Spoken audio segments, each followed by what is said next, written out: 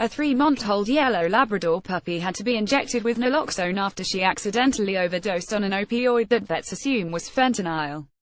The incident, which happened in a sleepy Andover neighborhood, underscores just how far-reaching the opioid crisis has become, according to the pet's owner and the veterinarian who treated the ailing pup. Peter Tebow, a married father of 2, said he was walking the family's new puppy, Zoe, at Phillips and Abbott Streets in Andover, located near the prestigious Phillips Academy, when the dog started nosing around in a pack of cigarettes on the ground. I was concerned about the tinfoil in the liner because she might choke on it. You know how puppies are, Tebow told the Globe. He wrested the cigarette pack from Zoe's mouth and placed it back on the ground, making a mental note to pick it up on his way back.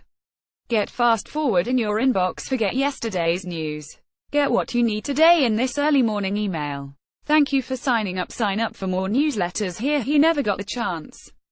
2 minutes later, Zoe fell to the street, motionless. She was fine and then, bang, she just collapsed, he said. It was kind of a strange incident. She didn't show any signs of discomfort. Tebow rushed Zoe home and said he and his wife became increasingly concerned as the puppy's eyes rolled back into her head. Her tongue was hanging out, her breathing was labored. That's when Tebow decided to rush Zoe, who was limp as a noodle, to the Bulger Veterinary Hospital in North Andover. Veterinarian Christine Demers examined the dog, asking Tebow to describe what led up to Zoe's symptoms. They asked what happened, and when I explained how the morning went, they fixated on the cigarettes, but I wasn't sure why, Tebow said. After prepping Zoe, Demers asked Tebow to leave the room. 5 minutes later, he was called back in, astonished to see the small Labrador up and at him like nothing had happened. They said it was an opioid and I honestly couldn't believe it, Tebow said. I was so skeptical. It's so hard for me to wrap my brain around, according to Dr. Krista Vernelecken, the facility's medical director. Demers swiftly considered an opioid overdose as one possibility for the puppy's symptoms, deciding to give Zoe a shot of the overdose reversal drug. That a collapse happened in an otherwise healthy dog who was fine just 5 minutes before, and knowing the dog had chewed on something on the street, there was a limited number of things that could be, Vernelecken said. Zoe was kept at the animal hospital for 12 hours afterward for observation before she was released. The dog is expected to make a full recovery, Vernelecken said, because she was treated so quickly. If not treated, she probably would have died, the vet said. Just like a human overdose, it can be fatal, although the animal hospital doesn't know for sure which drug was the culprit. Vernelecken said they believe it was fentanyl, a synthetic opioid that is up to 100 times more powerful than heroin and that has fueled a rising overdose death rate in humans. The drug is so dangerous that in 2016, the U.S. Drug Enforcement Administration warned officers they could die if they handle or inhale it.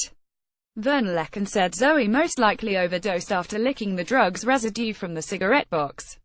It needs to be treated quickly because it can be very potent and lethal, she said.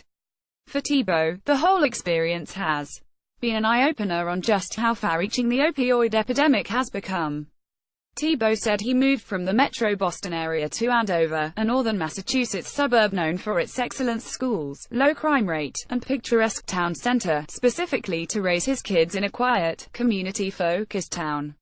That corner where the dog ingested the opioids is where I drop my kids off in the morning, he said. It's their bus stop. It's very troubling. What if one of the kids had picked it up? Tebow's not alone. Vernelecken said that she has noticed a recent uptick in cases like Zoe's.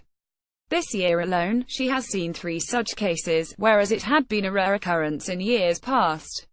I think it's very much a misconception in the world that drug issues only happen in certain cities or regions, Vernelecken said. I think it's just a reminder that this epidemic is everywhere, and it is not just poor communities dealing with them.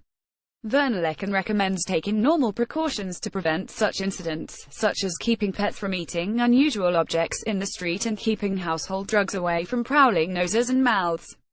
Vernelecken also said the signs are very sudden and obvious. Symptoms include vomiting, collapsing, a low heart rate, and slow or irregular breathing.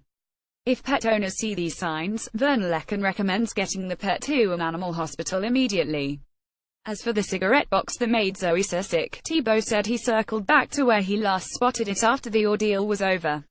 It was gone. I don't know how it got there. It's just very bizarre, he said. Courtesy of Peter Tebow. Courtesy of Peter Tebow.